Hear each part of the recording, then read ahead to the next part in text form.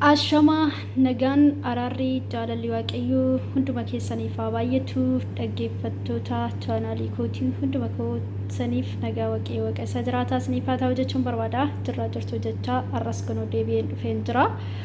Har'ammoo maal qabattee nuuf dhuftee obseen jechuun keessaan hin oolu akkuma beekamu kaa chaanaala kiyyaaf haaraa warri taatan laayik sheer sabskiraayib gochuudhaan na bira dhaabbadhaa isiniin jedha. akkasumarree warroon immoo na hordoftanii na jajjabeessaa turtan galatooma ulfaadhaa kabajamaa isiniin jechuun barbaada. Egaa har'ammoo maal qabattee dhuftee obseen hojjettanii akkuma argaa jirtan iddoo kanatti lixii jira jechuudha. Namoonni baay'een biyyoota arabaa keessa teenye shamarran keenya baay'een dhugaa rabbii wantuma manatti hojjetannee nyaachuu dandeenyu maal jenna seetanii anirree jechaan ture jechuudha. Gizee dura baay'ee waan sanafuuf jechuudha ofii kiyyaa hojjetadhee nyaachuu waan sanafuuf wayne biddeen eessaan argadha akkamittiin argadha jechaan ture jechuudha. Biddeen alaa fakkeenya faama birrii diraama 15 amma nu biratti diraama 15 biddeen sadii bituu dandeenya jechuudha. Garuu biddeen sun dhugaa dubbachuu fi namni kun tokko tokko gaariidha tokko tokko immoo qoma xaxxa jedhee nyaachuu amma nama jibbisiisutti firiijii keessarree keenyatu jechuudha. Amma namatti toluu dhiisuu hanga'u jira jechuudha. Tokko tokko immoo gaarii dhumti sulaan dhufu jiraachuu danda'a. Because kuni akkuma carraa qaqqabeetti jechuudha.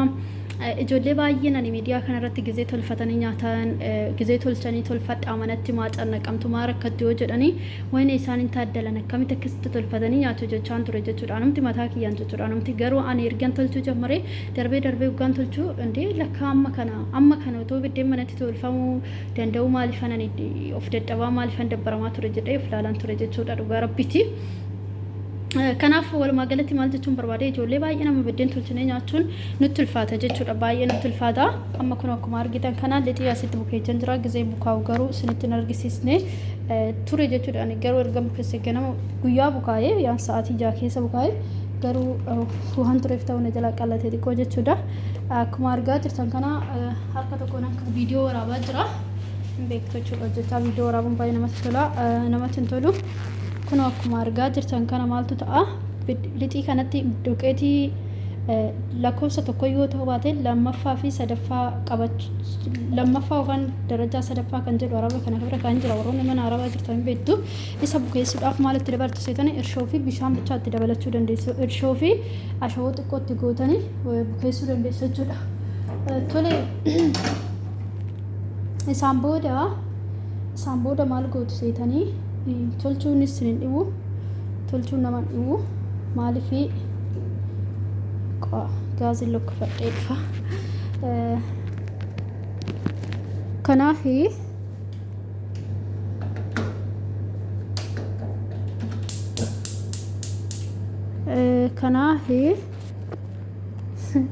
tiifama harka tokko waraabuun namatti hin dhibu. Kanaafi warroonni biddeen dharraanii maal goona dharraanii jettanii akkasitti tolfachuu dandeessu jechuudha.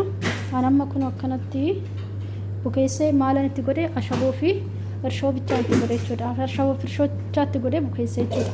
Amma mee akkamitti hojjetamoottan kun asitti eelee fakkaatu kana dhiyeessan jira. Eelee miti garuu qadaada maalitti qadannu wanta akkanaa argannu immoo maalitti qadannutti qadaada bira distii qadaaduu dandeessu jechuudha. Qalaalmatti qadaada bira distii qadaadachuu dandeessu. Walumaan ilaalamee tolchaate jechuudha. Nafaana turaasiniin jedha. Namoonni baay'een keenya amma nuti garbi baay'een keenya waan tokko hojjennee nyaachuun baay'ee nutti ulfaata jechuudha. Waan tokko hojjennee nyaachuurra bakka beela'aatii deemuu waan akkasiitu nutti mul'ata jechuudha. Maaliif akka ta'e hin beekan. Kanaafi akka ijoolleen teenya batalee ijoolleen teenya abashoonni of ilaallu nuti jechuudha. Biddeen tolchuu dhiisati shaayidhuma danfisnee dhuguudha. Baay'ee tokko waan guddaa waan dadhabbii qabu nutti fakkaata jechuudha. Garuu mee ijoollee seeginnata biyya ormaa biraa keessa kan jiran laala dhugaa rabbii. Biddeen dhiisati wanta biraa hojjetu nyaata aynata lama sinatti sadii yoo nyaachuu waan waan nyaatan fakkaatu. Nuti garuu aynata takkittiidha hojjetannee nyaachuudhaaf baay'ee tokko dhugaanii batalee ijoollee Itoophiyaa keenya ijoollee Habashaa keenya baay'ee ilaala jechuudha. Baay'ee sanaaf na bakka ija ofiidhaa inni xaarra jira. Garuu immoo nyaannu malee akkas jechuun kun beekamaadha. Kanaaf warroonni biddeen tolchuu biddeen mana keessanii dharraatanii tolchaayii biddeen tolchuu dandeessu siniin jedha kaayee akkasumatti tolchitu. Kun akkuma argitan kana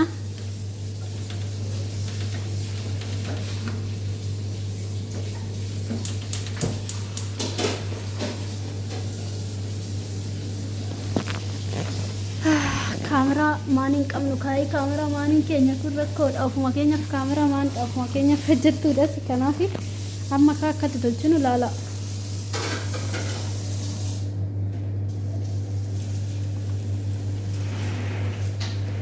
because kiyaarri waan tureef bukeessee waan tureef natti fakkaate dafeen tolchine waan ta'eef ta'e intini na jira jedhe jechuudha baay'ee shaa jedhe natti fakkaata garuu meen ilaala biddeen akkamii akka ba'u kun akkuma argitanii ija akkanumatti baasaa deema biddeen tolchuun beektuun jedhina daraa yaa uummata tolchuun hin beeka harki tokkoon kaameraa qabachaa harka tokkoon biddeen tolchuun baay'ee namatti hin tolu kun akkuma irra kanatti qadaadeen jira amma maal gooture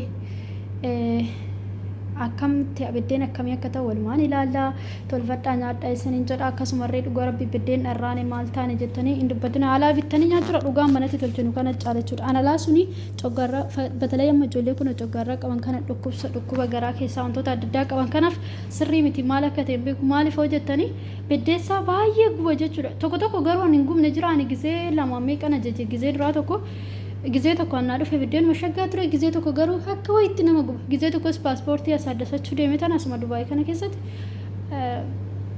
balbala sanirra hojjetanii jechuudha bakka intini sanii biiroo san qara balbala hojjetanii biddeen wanta akaayii minaamina kanneen gurguru birrii 15 achittis garuu baay'ee guba jechuudha baay'ee guba dhugaa rabbii maal isaan beeku biddeessaanii baay'ee guba kanumarra coggarraa keessanii firree fayyaa kan kennuu danda'u ofii keessanii bukeessitanii ofii keessanii gugaa manatti hojjetanii intaa jechuudha duqeet irraan ta'u jettanii itti namanina intaa dhugaa rabbiin ta'a namni tolchinaan namni tokkichi waan hin taane hin jiru akkasitti waanuma xiqqoo kanarratti hojjechuu dandeessu wayin immoo maxabashaan hin jira maxabashaa namni wallaaltan hin jiru maxabashaa isa fiddanii yoo isinii baase zayitiidhaan jala saasistanii qadaada kidaanii distii kana itti qadaaddanii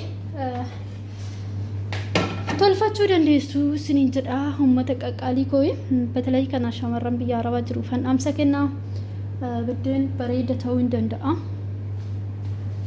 walumaan ilaalame ilaalaka tolfadhaa nyaadhaa ijoolleen teenya baay'een biyya ormaa keessa jiran dhugaa rabbiin dhukkubsataniif hanqina dhiigaa kan godhataniif baqa mana yaalaa dhaqan hanqina dhiigati hanqina maalii si dadhabbii dhukkuba akkanaa ta'edhaan ittuma waa'ee nyaataatiin jechuudha dhugaa rabbii mikinaan isaa ijoolleen teenya biyya ormaa keessa jiran nyaataaf iddoon qaban maal isaan beeku hojiidhuma fixanna jennee kaanna malee batalee ijoolleen habashaa keenya dhugaa rabbii nyaataaf iddoon laatan nyaataaf iddoo laadhaa dhugaa isinitti nyaatan malee akkamitti hojjechuu hin dandeessa waan ta'eef jabaadhaa isiniin jedha gizee kanatti nyaatan malee hojiin ta'u kun akkuma argitan beddeenichi kun akkasitti naaba'ee jira beddeen duraati kaa akkuma argitanii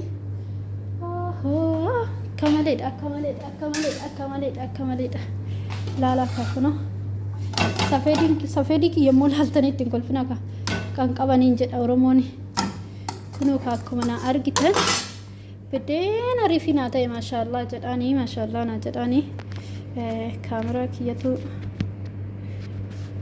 ana ta'e malee biddee shaggaadha jechuudha ammas mee wajjumaan tolfannaa isiniin jedha kaa uummata fiqirii uummata jaalala maani eelanuu gadi natti deebi'uuf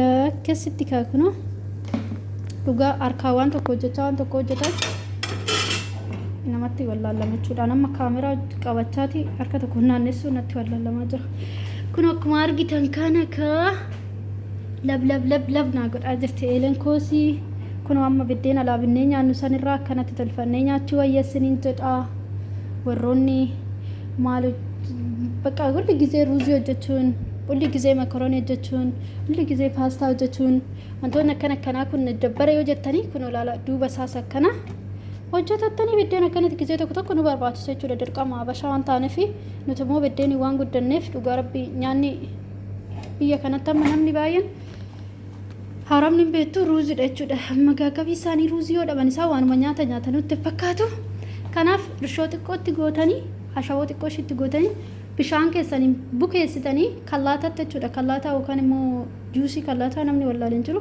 kallaataa sanitti gootanii maal gootu sirriitti ittiin rukuttu jechuudha dhugaa harkarra immoo kallaatatti irra waliisinii gaachuudha kallaatatti naxxanii mafacaa juusii jechuudha kan namni wallaaleen jiru kallaataa afaan arabiitiin isatti naxxanii milichi gootanii gizee waliin rukuttanii akkasitti bareedee baa jechuudha biddeen bareedaa ta'a dhugaa rabbi amma kana biddeen alaa binnee dhufnu sunu amma kana ijaan qabu dhugaa rabbi isiniin jedha yaada biddeen xeeffiti jedhu malee nuti amma kun duqeetii raqama lammaffaadha jechuudha lammataati isaa sun garuu xeefii qulqulluu binnee finne jedhu malee akka nan argetti dhugaa ammanayyuu jechuun akka ija isaa laalaa kan hammame dhugaa rabbi akkasitti manatti ija erga godhate mana tolfattanii nyaachuu wayyasiniin jedha.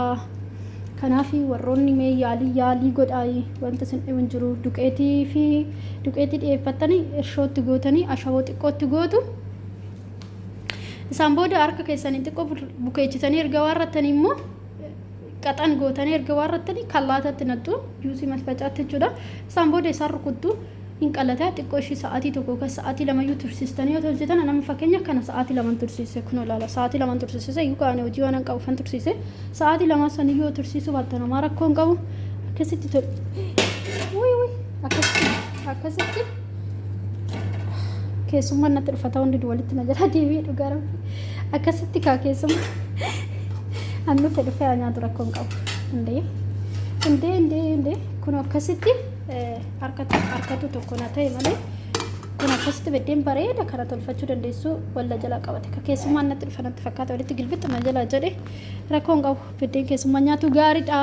Viidiyoon koo har'aa kana fakkaata ijoollee mana madaamii jiraniif waraabee xumamiiwwan keenya viidiyoon koo kun yoo isinitti tole immoo maal gootu seetanii share godhaatii share na godhaatii like na godhaa akkasumas subscribe na godhaa viidiyoo koo kana channel koo kana jajjabeessaa viidiyoon biraatti walitti deebi'utti waraabaa isiniin jedha.